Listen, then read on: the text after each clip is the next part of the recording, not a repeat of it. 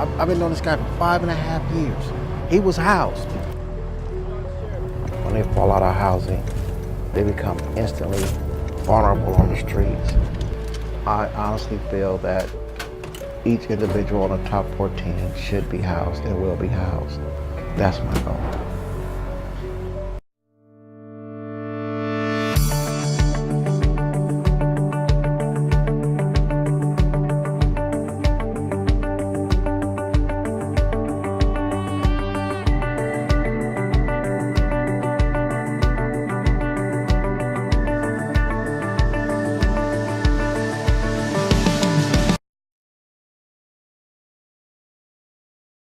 We found a man wandering around out here who had 9 prescriptions for antipsychotic medicine.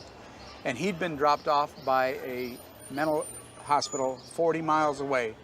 And the city attorney looked into it and found that 155 mental patients had been dropped off on these mean streets in 22 months. And they were fined $1.6 million. And now there's a city law banning the dumping of patients in Skid Row, LA, and South LA.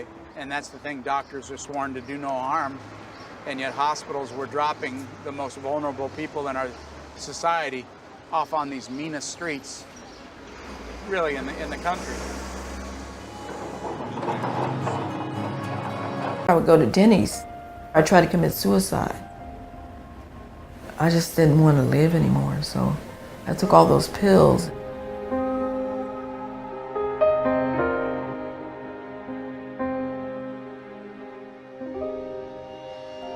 Well, mainly, I suffer from schizophrenia, and it's a very common mental illness, and unfortunately, it very commonly ends in homelessness.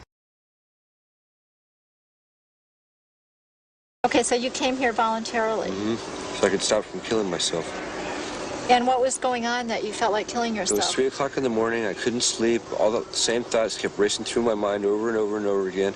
I just wanted them to stop, period. And I thought, well, if I kill myself, I'll stop thinking. And I thought, well, that isn't too good of an idea either, because you've got friends and people around you who love you. So I stopped that thought. And I said, well, who am I going to call? And I called up Ghostbusters.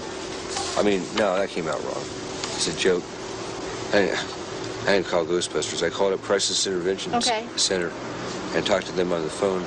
They said there was nothing they could do for me for one night. So I wound up here by ambulance. Paid an ambulance to take me here. Okay. Because the Crisis Intervention couldn't do anything for me. Have you ever made any suicide attempts? Oh, yeah, I have. A couple of them when I was 19. Okay. Are you usually able to ask for help when you start feeling like that? No, I was never able to ask for help before. Okay, so this is a new thing. This is You're a new coming thing into for the me. hospital. Yeah, Okay. the way I came in here is unlike any other way I've ever come into a hospital. Asking people to please help me so I do not kill myself. That's all the questions I have for right now. Can I go back in now?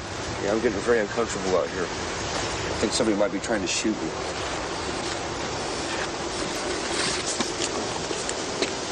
Somebody might be trying to kill me.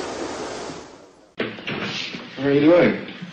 Not doing so hot. I think and feel as though people have called me here to electrocute me, judge me, put me in jail, or kill me, electrocute me because of some of the sins I've been in. Is this a new feeling for you? The main thing is don't get excited, but the thing is it's not a new feeling, no. I'm scared of people. Must be very frightening for you, though. Feel like you're about to get killed.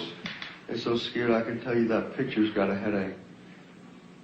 They're disabled mentally, often physically, and their psychological makeup is such that with the resources available in our society currently, they can't get it together. People with mental illness can typically live. They can live on the street, they can live under a bridge, or they can be incarcerated in their local community jail. Now there's an alternative, and the alternative is a Dave's House, which provides permanent housing with mental health support services.